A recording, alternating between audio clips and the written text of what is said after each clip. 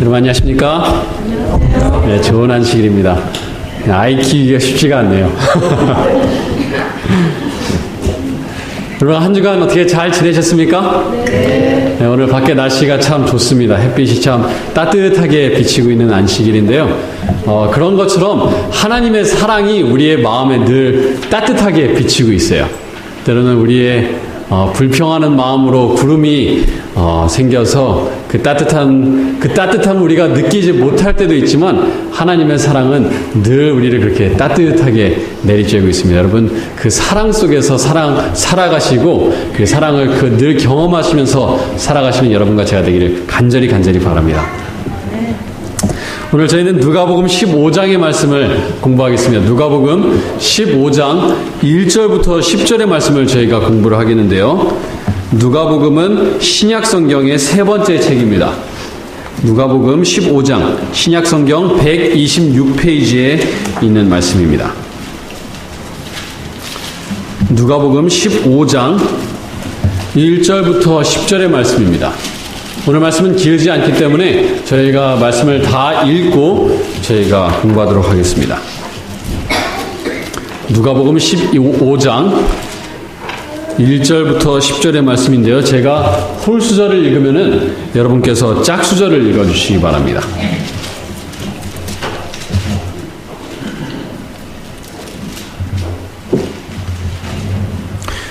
모든 세리와 죄인들이 말씀을 들으러 가까이 나아오니 이 사람이 죄를 용서하고 문제를 같이 한다. 예수께서 그들에게 이 비유로 이르시되 너희 중에 어떤 사람이 양 100마리가 있는데 마리를 떼고 그 잃은 것을 찾아낸 것을 당하지 않았느냐. 또 찾아낸즉 즐거워 어깨에 메고 집에 와서 그 벗과 이웃을 불러오고 가라사대 나와 함께 지자 나의 잃은 양을 찾아내어라 하라. 내가 너에게 이르노니 이와 같이 죄인 한 사람이 회개하면 하늘에서는 회개할 것 없는 의인 99으로 말미암아 기뻐하는 것보다 더하리라. 어떤 여자가 열이라는 가만히 왔네. 하나님의 일어난 불을 켜고 집을 주시며 천천히까지 이르지 않지 않느냐. 또 찾아낸즉 벗과 이웃을 불러 모으고 말하되 나와 함께 즐기자 이른 드라크마를 찾아내었노라 하리라. 내가 너희에게 이르노니 이와 같이 죄인 한 사람이 회개하면 하나님의 사자들 앞에 기쁨이 되리라. 아멘. 예수님께서 많은 사람에게 둘러싸여 있습니다. 그 중에 있는 사람들이 세리와 바리새인들과 서기관들이 예수님 주변에 몰려 있었습니다. 이 예수님이라고 하는 사람은, 이 예수라고 하는 사람은 바리새인과 서기관들에게 굉장히 양날의 검과 같은 사람이에요. 이 정치적으로 봤을 때 예수님이 자기들의 편이 된다면, 이 바리새 당에 입당만 한다면 굉장히 유익할 사람인데 자기네들과 다른 편에 서 있으면 굉장히 불리할 사람이었습니다. 몇 년 전에 안철수 씨가 정치에 입문할 때 새누리당과 이 민주당에서 안철수 씨를 영입하기 위해서 굉장히 열심을 들였어요. 왜냐하면 안철수 씨는 그 당시에 청년들에게 굉장히 인기가 있는 사람이었습니다. 그래서 새누리당과 민주당에서 우리 당에 들어오라, 우리 당에서 당신의 정치적인 역량을 펼칠 수 있을 것이다 라고 말했습니다. 그런 것처럼 예수님의 인기를 보면서 바리새인들과 서기관들이 저 사람이 우리의 당에 입당만 한다면 우리에게 정치적으로 아주 유리할 텐데 왜 저 사람은 이상하게 우리랑 같이 다니면 좋을 것을 왜 이상한 사람들이랑 같이 다니는 걸까? 굉장히 고민스러웠을 것입니다. 15장 1절의 말씀을 보시면은 예수님 주변에 몰려들었던 사람들의 신원이 나와 있습니다. 여기 보시면은 모든 세리와 죄인들이 예수님 가까이 나왔다라고 말하고 있습니다. 이 당시에 세리는 우리말로 하자면은 친일파 건달과 같은 사람입니다. 친일파 건달 같은 사람이에요.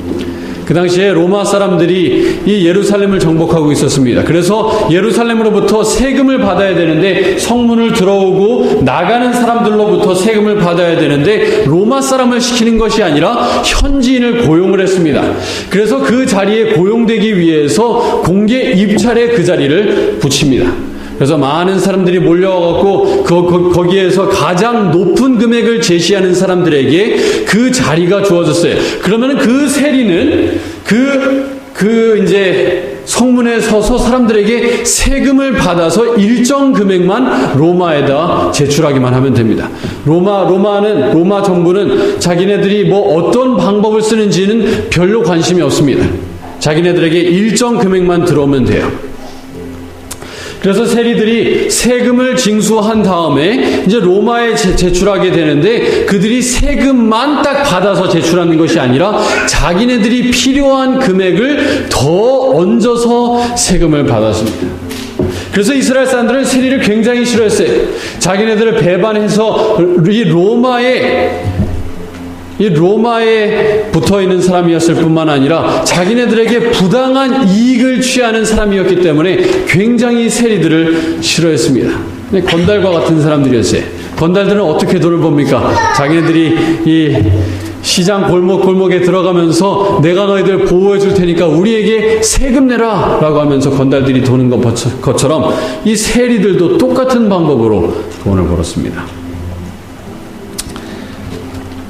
그래서 예수님 주변에 이 세리들과 창녀들과 죄인들이 몰려오는데 지금으로 치자면은 뭐 양은이파, 범서방파, 오비파, 칠성파 건달들이 예수님 주변에 다 모여지고 옷을 야하게 입은 창녀들이 예수님 주변으로 몰려들었어요. 교인들이 가기에는 굉장히 좀 불편한 자리였어요. 제가 예수님 당시에 살았으면 목사로서 그 자리에 속해서 내가 같이 예배드리기는 굉장히 불편한 자리를 예수님께서 만드신 것입니다.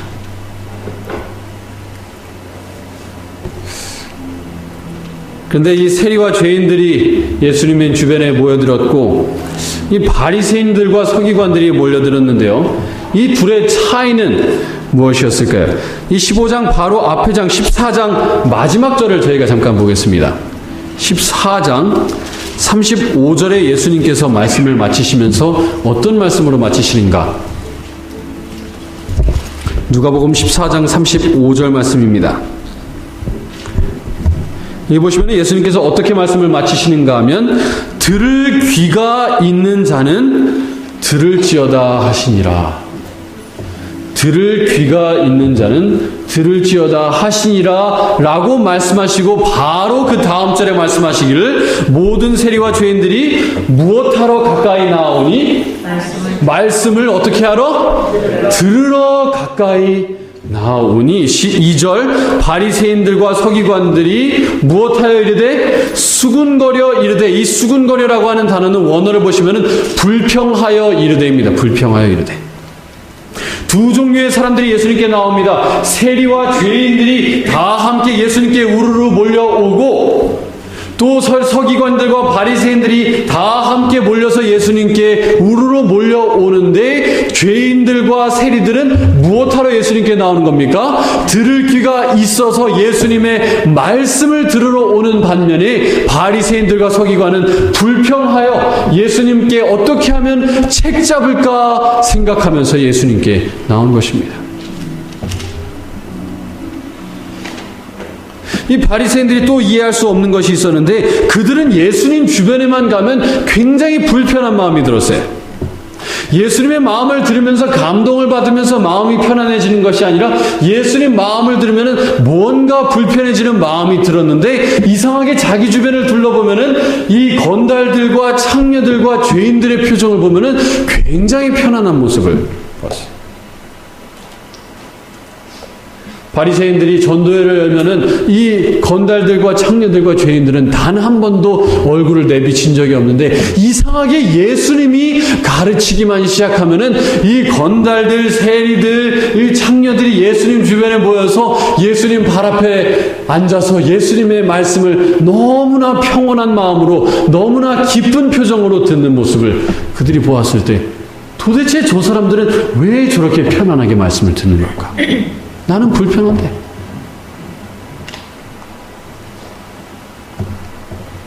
그러면서 불평하면서 말하기를 이 사람이 죄인들을 영접하고 음식을 같이 먹는다. 이 영접한다라고 하는 단어는 원어로 보시면 데코마이라고 하는 단어가 있는데요. 이 데코마이는 받는다는 뜻입니다. 받는다. 그런데 여기 영접한다라고 할 때에 이 사용된 단어는 데코마이가 아니라 프로스 데코마이예요. 프로스 데코마이. 그냥 받는 게 아니라 예수님께서 적극적으로 받는 거예요. 받아들이시는 거예요. 그냥 왔구나 그냥 받는 것이 아니라 적극적으로 예수님께서 세리들 왔구나 잘 왔다. 창녀들 왔구나 잘 왔다. 우리 같이 좋은 시간 보내자. 환영하시는 예수님의 모습을 보면서 저 사람은 정말 체면도 없나? 정말 자기 자신을 선생님이라고 하면서 왜 저렇게 이상한 사람들과 같이 다니는지 이해를 할 수 없었습니다. 뿐만 아니라 음식을 같이 먹으면서 그들의 파티에 함께 참여하시는 예수님의 모습을 보면서 도무지 이해할 수 없었습니다. 뭐 저런 사람이 다 있나?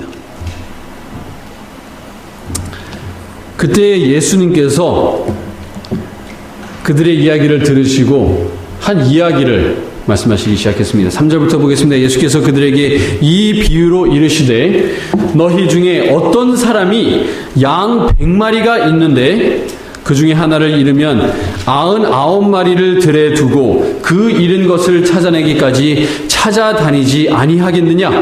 또 찾아낸즉 즐거워 어깨에 메고 집에 와서 그 벗과 이웃을 불러 모으고 말하되 나와 함께 즐기자. 나의 잃은 양을 찾아내었노라 하리라. 한 목자가 있습니다. 정말 지친 하루를 보내고 이제 돌아왔어요. 우리 위에 이제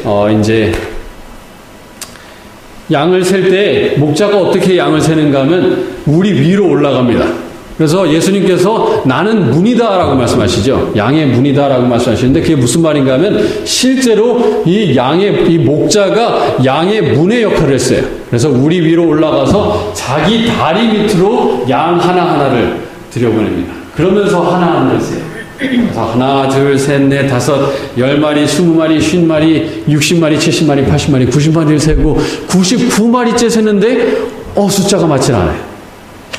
이제 하나하나 다 내보냅니다. 양의 문으로 해갖고 하나하나 다 내보면서 샜는데 또 99마리가 나오는 거 이상하다. 내가 100마리의 양이 있는데 한 마리가 도대체 어디 간 걸까? 다시 한번 세봐도 숫자는 똑같이 나옵니다. 양의 우리의 문을 걸어 담그고 이제 그가 한 마리의 양을 찾으러 나갑니다. 이 중동 지방에 살고 있는 목자들의 이야기를 들어보면은 이 양을 찾으려면은 뭐 한두 시간 찾는 게 아니라 하루 이틀을 찾으러 나가야 됩니다. 들판으로 나가봅니다. 양의 목소리를 듣기 위해서 귀 기울여 들어보지만 아무 소리가 들리지 않아요. 한밤중에 계속해서 찾기 위해서 더 높은 산으로 올라가서 불러봅니다. 양의 이름을 불러봐도 아무 소리도 들리지 않습니다. 늑대 우는 소리가 들릴 때 그의 마음속에 더 큰 근심이 사로잡힙니다. 혹시 이 양이 죽지는 않았을까? 이 목자의 마음을 잘 담고 있는 이 말씀이 에스겔 34장에 나와 있습니다. 여러분의 책꽂이를 누가복음 15장에 껴놓으시고 에스겔 34장의 말씀을 보겠습니다.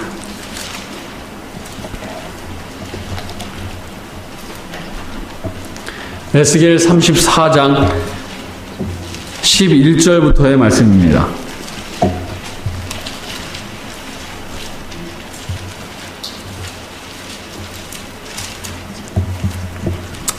여기에 양을 찾는 목자의 마음이 나와 있는데요.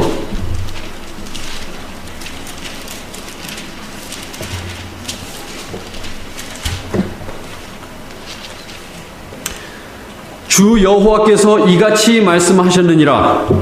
나 곧 내가 내 양을 찾고 찾되. 그냥 한번 찾는다라고 말씀하지 않으시고 나 곧 내가 나의 양을 찾고 찾되. 목자가 양 가운데 있는 날에 양이 흩어졌으면 그 때를 찾는 것 같이 내가 내 양을 찾아서 흐리고 캄캄한 날에 그 흩어진 모든 곳에서 그것들을 건져낼지라. 내가 그것들을 만민 가운데서 끌어내며 여러 백성 가운데서 모아 그 본토로 데리고 가서 이스라엘 산 위에와 시냇가에와 그 땅 모든 거주지에서 먹이되 좋은 꼴을 먹이고 그 우리를 이스라엘 높은 산에 두리니 그것들이 그곳에 있는 좋은 우리에 누워있으며 이스라엘 산에서 살찐 꼴을 먹으리라. 내가 친히 내 양의 목자가 되어 그것들을 어떻게 하게 할지라? 누워있게 할지라. 주 여호와의 말씀이니라. 여기서 누워있는다는 것은 우리를 게으름 피우게 하신다는 말씀이 아니라 하나님께서 우리를 구원하시기 위해서 드리는 노력에 비하면 우리가 하는 건 무엇밖에 안 하고 있는 거예요? 그냥 누워서 먹여주시는 살찐 꼴을 먹는 것밖에 하는 게 없다는 거예요. 이 흐리고 캄캄한 날에 계속해서 목자는 찾아 나섭니다. 산 위를 올랐다가 골짜기 밑으로 내려가서 시냇물 옆에서 양을 찾아보지만 그 양의 목소리는 들리지 않습니다. 하루가 지나고 이틀이 지나고 이 목자는 배가 고프고 피곤하고 졸립지만 계속해서 그 양을 찾습니다. 드디어 그 양의 목소리가 들리는데 한 언덕에 있어요. 어딘가 걸려 넘어져서 닫혀 있습니다. 그 양을 찾아서 그 양을 부둥켜 안고 울면서 드디어 내가 너를 찾았다. 그러면 그때까지 이 새끼 양의 마음은 어땠을까요? 아무것도 먹지 못하고, 이 양은 특별히 굉장히 겁이 많은 동물이에요. 어디 가지 못하고 부들부들 떨면서 울면서 배고픈 채로 추위에 떨면서 이 양이 음메 거리고 있어요. 그 목자가 어떻게 할까요?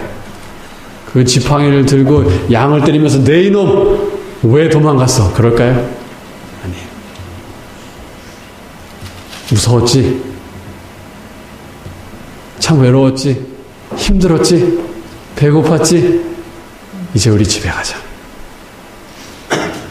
이 하루 이틀간 이 목자가 굉장히 힘들었어요. 굉장히 지쳤어요. 야, 힘들어 죽겠으니까 너 앞에 앞장서 걸어가라. 그렇게 할 수 있는데 목자는 그렇게 하지 않습니다. 이 무거운 양을 들고 그 배를 목에다 대고 양쪽 다리를 한 손으로 잡고 계속 이제 돌아갑니다. 흥얼거리면서 노래를 흥얼거리면서 돌아갑니다. 웃으면서 돌아가요. 비록 몸은 지쳤지만 무엇을 찾았기 때문에 잃은 양을 찾았기 때문에 그가 노래를 흥얼거리면서 기쁨으로 돌아갑니다.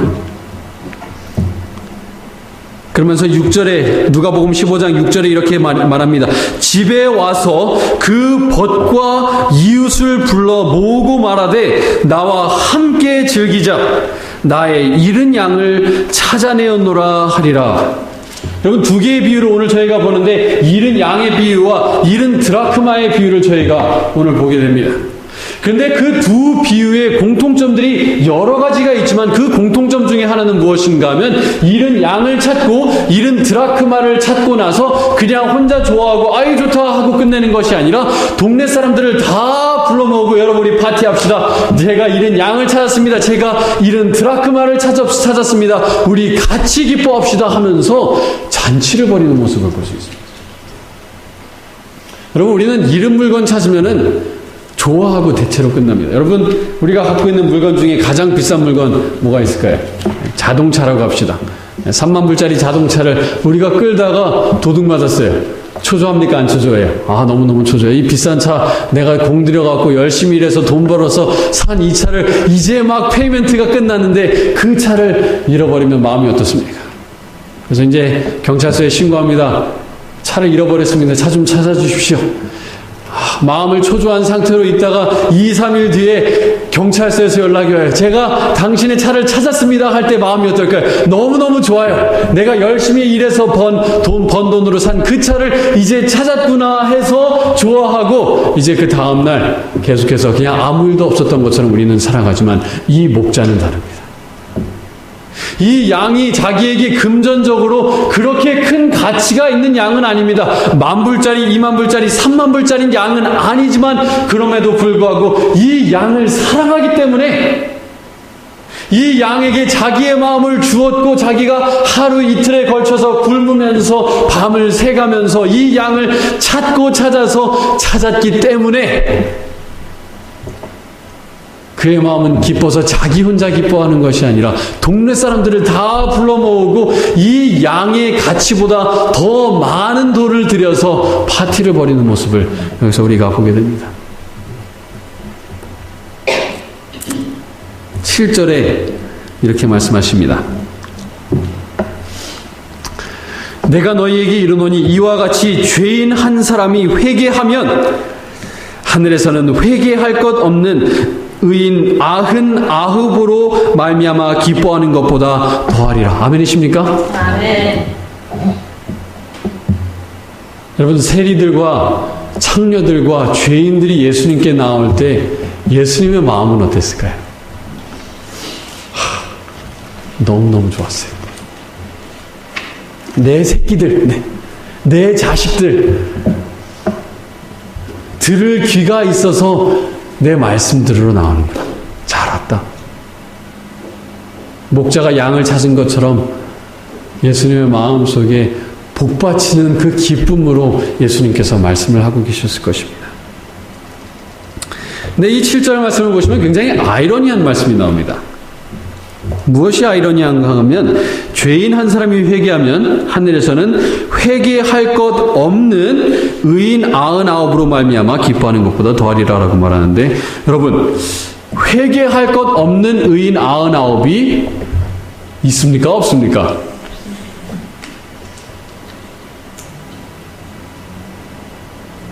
그럼 여기 앉아 계신 분들 중에서 나는 회개할 것이 아무것도 없다라고 하시는 분 계십니까? 없어요. 지난주에 이 미국 공화당 대선 후보 중에 하나인 도널드 트럼프가 이런 얘기를 했어요. 자기는 지금까지 실수하거나 잘못한 것이 없기 때문에 하나님께 용서받을 것이 없다라고 얘기를 했어요. 자기는 교회를 다니면서 나는 정말 퍼펙트한 사람이라는 거예요. 하나님께 용서받을 게 없대요. 예수님께서 이 목자의 비유를 말씀하시면서 바리새인들의 마음속에는 자기 자신을 이 잃은 양으로 대입하지 않았을 것입니다. 자기를 99마리의 양으로 생각하면서 이야기를 들었을 것인데 예수님께서 말씀하시기를 회개할 것 없는 99마리의 양이라고 말씀하시는데 이사야 53장 6절에 이런 말씀이 있습니다. 우리는 다 양 같아서 우리는 전부 다 양 같아서 그릇 행하여 각기 제 길로 갔거늘. 여러분 우리는 다 전부 다 잃은 양이에요. 이 99마리의 회개할 것 없는 양은 실제로 있는 양이에요, 없는 양이에요? 허수예요, 허수. 네. 이거는 어떻게 보면은 이 지구와 다른 세계들, 회개할 것 없는 다른 세계들을 가리켜서 예수님께서 99마리의 양으로 말씀하셨는지 모르겠습니다. 로마서 3장 말씀 펴서 보겠습니다. 로마서 3장 10절부터 12절의 말씀을 보겠습니다.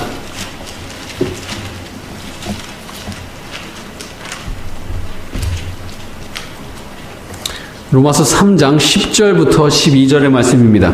기록된 바 의인은 없나니 몇 명밖에 없으며 하나도 없으며 뭐 몇 명 있는 것이 아니라 아예 하나도 없으며 깨닫는 자도 없고 하나님을 찾는 자도 없고 다 치우쳐 함께 무익하게 되고 선을 행하는 자는 없나니 하나도 없도다.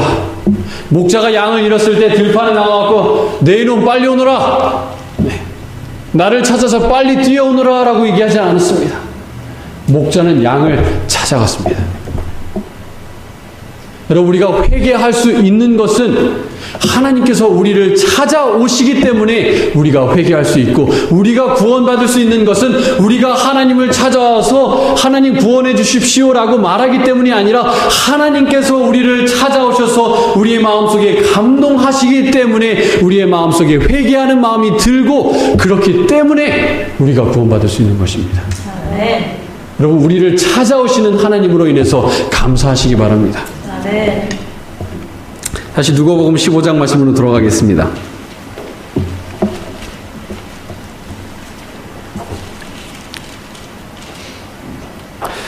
(15장 8절) 말씀입니다. 어떤 여자가 10 드라크마가 있는데 하나를 잃으면 등불을 켜고 집을 쓸며 찾아내기까지 부지런히 찾지 아니하겠느냐. 그 당시에 집을 보시면은 다 돌로 만들었습니다. 근데 돌로 만드는데 이 돌이 굉장히 어두운 재질이에요. 게다가 이제 이 창을 만들려면 이 돌을 깎기가 쉽지 않기 때문에 창을 작게 깎았습니다.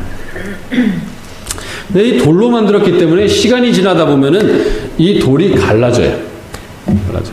그래서 틈이 생기고 그 집들에는 짐승들을 같이 키웠습니다. 그래서 1층에는 이제 짐승들이 살고 2층에 사람들이 살았어요. 그래서 1층에는 뭐 지푸라기도 있고, 이제 2층에 잠을 자러 올라갈 때 때로는 이 지푸라기도 뭐 같이 이 신발에 끌려서 올라가는 경우도 있었기 때문에 이 물건을 찾는다는 거는 굉장히 힘들었어요. 왜냐하면 어두울 뿐만 아니라 이 틈이 있어갖고 무엇이 빠지면 꺼내기가 쉽지 않았습니다.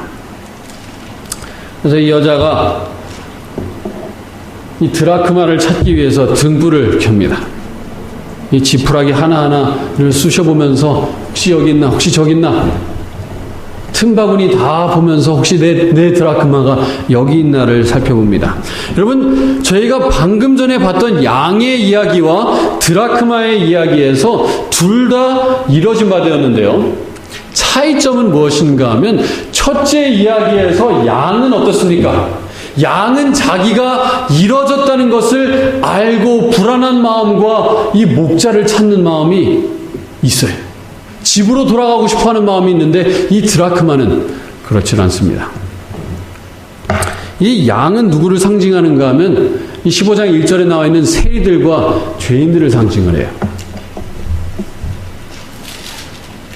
그들의 마음 속에 예수님을 갈망하는 마음이 있어요.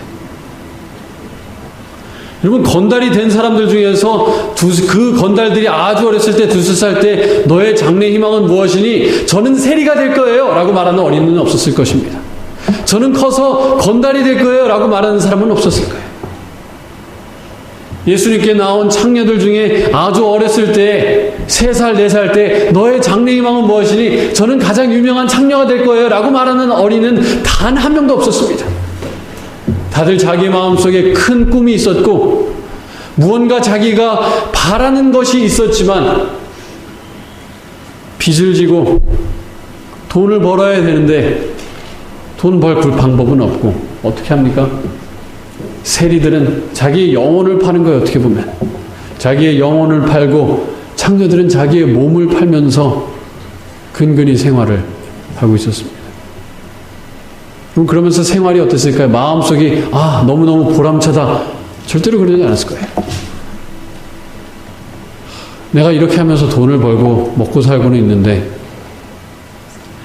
내가 돈 열심히 벌면 이 삶 빨리 청산해야지.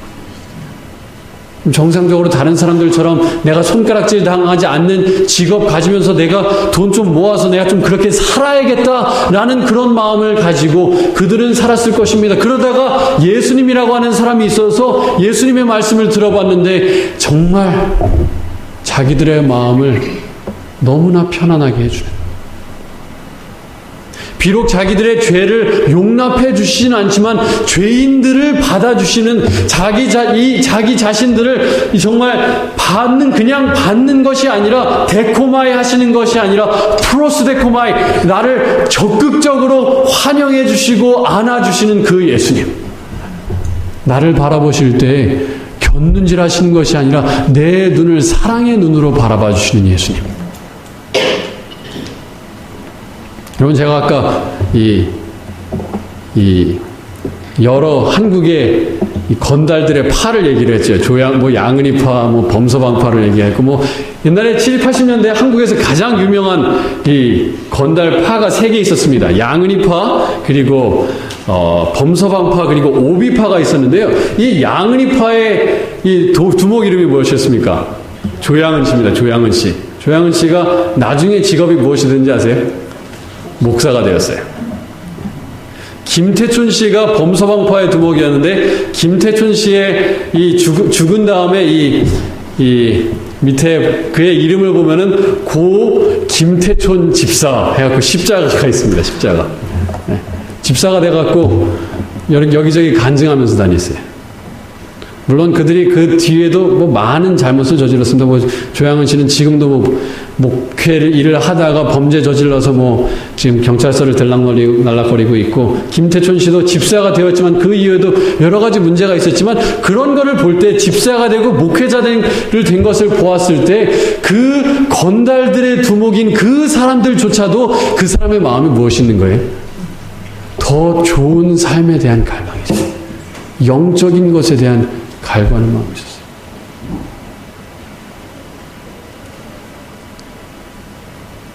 이 양은 어때요? 자기가 잃어버려지는 거 알아요. 더 좋은 것을 바랍니다. 그런데 이 드라크마는요, 생각이 없어요.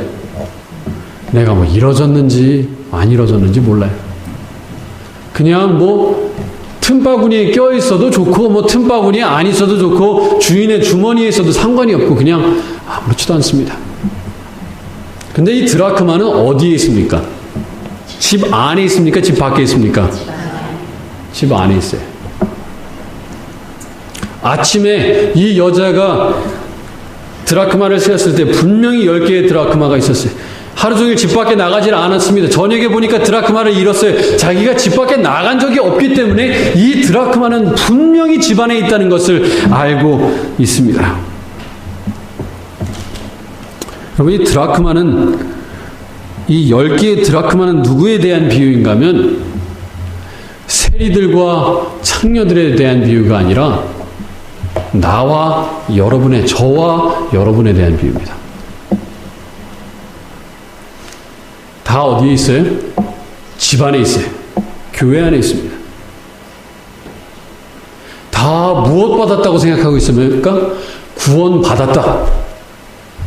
여러분, 세리들과 바리새인들이, 서기관들과 바리새인들이 예수님께 나올 때 내가 예수님 통해서 구원 받아야겠다라고 생각하는 것이 아니라 나는 이미 구원받은 사람들인데 저 더러운 사람들, 저 구원받지 못한 사람들과 왜 예수님은 같이 다니는지를 이해하지 못했어요.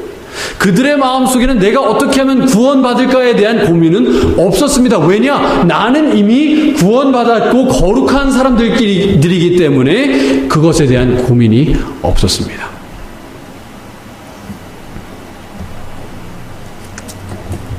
그런데요, 고린도 후서의 말씀을 잠깐 보겠습니다. 고린도 후서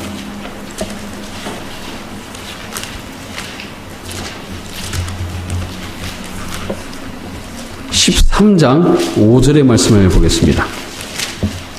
고린도후서 13장입니다. 307페이지, 신약성경 307페이지에 있는 말씀입니다.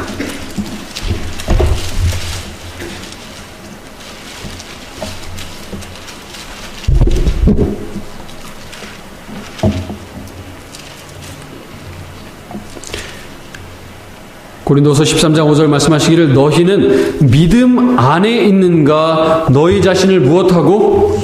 시험하고 너희 자신을 어떻게 하라? 확증하라.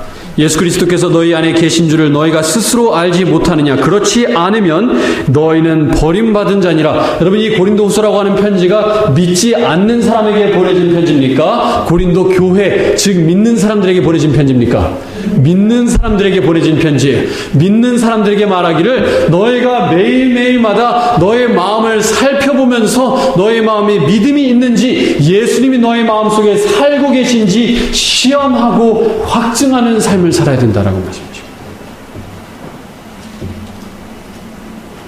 내가 구원받았다라고 생각해서 구원받는 것이 아니라 내 마음속에 진정으로 믿음이 있고 정말 이 목자와 같은 마음으로 죄인들을 사랑하는 마음이 있어야 내가 구원받은 사람이지, 그것을 확증할 수 있어야 구원받은 사람이지, 그렇지 않으면은 어떤 거예요? 잃어버린 드라크마와 같은 것입니다. 이 잃었다라고 하는 단어는 원어를 보시면 아폴룸이라고 하는 단어인데요. 이 아폴룸이라고 하는 단어는 멸망당했다라고 하는 단어와 같은 단어입니다. 이 잃은 양, 잃은 드라크마가 원어로 보시면 실제로는 잃은 양, 잃은 드라크마가 아니라 멸망당한 양, 멸망당한 드라크마입니다. 우리가 우리 자신을 어떻게 확증하고 시험할 수 있는가? 고린도후서 말씀을 저희가 봤는데요. 그 앞에 책 고린도전서의 말씀을 보겠습니다. 고린도전서 3장 3절 말씀입니다.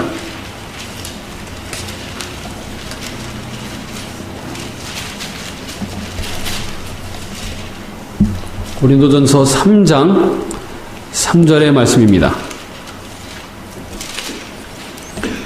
우리가 시험하고 확증할 수 있는 방법이 여러 가지가 있겠지만 여기 아주 간단한 이 시험과 확증 방법을 여기에 말씀하고 계시는데요.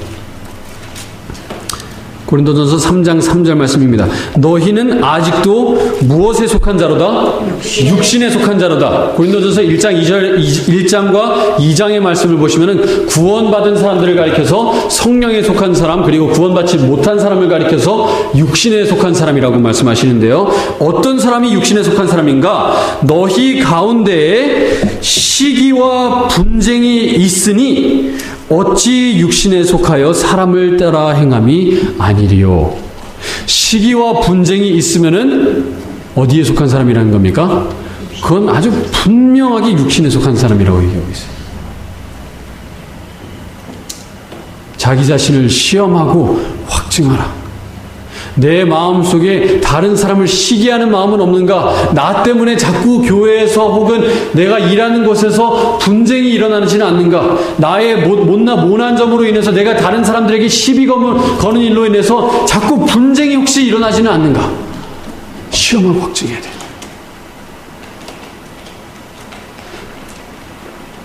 세리들과 창녀들과 죄인들이 예수님께 나아갔을 때는 듣는 귀가 있어서 예수님의 말씀을 들으러 갔지만 바리새인들과 서기관들은 어떻습니까? 예수님께 불평하기 위해서 그들이 예수님과 분쟁하고 예수님을 시기하는 마음으로 갔습니다. 그들은 이른 드라크마였어요. 그 다음 이야기에 무슨 이야기가 나옵니까? 탕자의 비유가 나옵니다. 그 이야기는 두 명의 잃어버린 아들이 나옵니다. 탕자는 누구예요? 세리들과 창녀들과 죄인들입니다. 하지만 그 이야기는 또 한 명의 잃은 아들이 나오는데 형도 잃어버린 사람이에요. 동생이 돌아왔을 때 어때요? 시기합니다. 아버지에게 불평합니다. 분쟁을 일으킵니다. 아버지 도대체 어떻게 그렇게 할 수 있습니까? 저한테는 아무것도 안 해주시고 어떻게 제 동생한테는 그렇게 할 수 있어요? 시기와 분쟁이 있는지 너희 자신을 확증하고 너희 자신을 매일마다 시험하라고 이야기하고 계신 것입니다. 좀 더 자세한 시험 방법이 또 갈라디아서에 나오는데요. 갈라디아서의 말씀을 보고 오늘 말씀을 마치겠습니다. 갈라디아서 고린도 후서 바로 다음 책입니다. 갈라디아서 5장 19절부터 보겠습니다. 고린도전서에서는 시기와 분쟁으로 요약을 해서 말씀하셨는데 이 시기와 분쟁을 이제 조금 더 구체적으로 항목을 들으시면서 사도 바울이 말씀하십니다. 갈라디아서 5장 19절부터의 말씀입니다.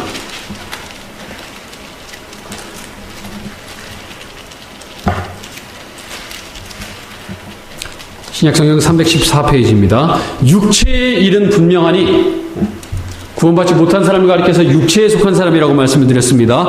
육체의 일은 분명하니 곧 음행과 더러운 것과 호색과 우상숭배와 주술과 원수 맺는 것과 분쟁과 시기와 분냄과 당짓는 것과 분열함과 이단과 투기와 술취함과 방탕함과 또 그와 같은 것들이라.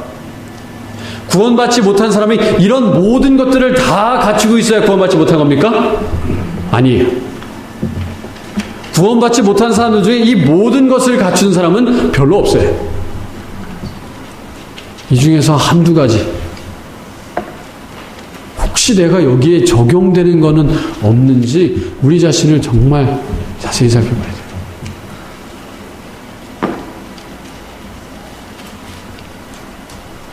여러분, 어제 저녁에도 저희가 말씀을 드렸지만 내가 다른 사람을 비판하는 그 비판으로 하나님께서 그와 똑같은 기준으로 우리를 바라보신다. 내가 다른 사람을 헤아리는 그 헤아림으로 하나님께서 나를 헤아린다라고 말씀하셨어요. 여러분, 우리는 바리새인들과 서기관과 같은 마음으로 예수님께 나오지 않기를 바랍니다. 나쯤이야 뭐 구원받은 사람이지 그런 자세로 나오는 것이 아니라 마치 내가 세리나 건달이나 창녀인 것처럼 그들이 예수님께 나온 것처럼 정말 나는 죄인이고 예수님 앞에 구원받아야 되고 용서받아야 되는 사람이라는 것을 인지하면서 나오는 여러분과 제가 되기를 간절히 바랍니다. 그래서 내가 받은 구원에 구원 그쯤이야 뭐 고맙습니다. 그게 아니라 정말 하나님 나 같은 죄인을 살려주시다니요. 저 같은 정말 더러운 이 인간을 살려주신다니요. 너무너무 감사합니다.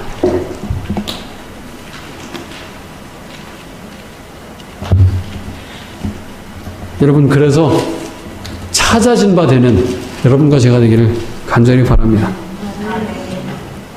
계속해서 갈라디아서는 말씀합니다. 24절 예수 그리스도 예수의 사람들은 육체와 함께 그 정욕과 탐심을 십자가에 못 박았느니라. 그래서 예수님께서는 마태복음 21장에 바리새인들에게 말하기를 세리와 창녀들이 너희들보다 먼저 구원받을 것이다 라고 말씀하셨어요. 여러분, 매일매일의 삶 속에서 우리의 믿음을 시험하고 내 마음속에 예수님이 있는지 늘 확증하면서 살아가시길 바랍니다. 모든 죄인들과 세리들이 예수님께 나온 것처럼 매일마다 예수님 발 앞에 나와서 정말 예수님을 즐기시기 바랍니다. 세리들과 창녀들이 예수님께 나왔을 때 너무 좋았어요. 바리새인들은 불편했어요. 예수님 주변이. 어떻게 하면 불평할 것 찾을까? 어떻게 하면 잘못한 거 꼬집어낼까? 마음이 늘 불편했어요. 기분이 나빴어요. 예수님 앞에서. 하지만 매일매일의 삶 속에서 우리 디트로이트 교회 여러분들은 예수님 발 앞에서 즐거워하시는 여러분 되시길 바랍니다. 구원의 즐거움을 매일마다 누리시는 여러분과 제가 되길 바라면서 오늘 말씀을 마치겠습니다.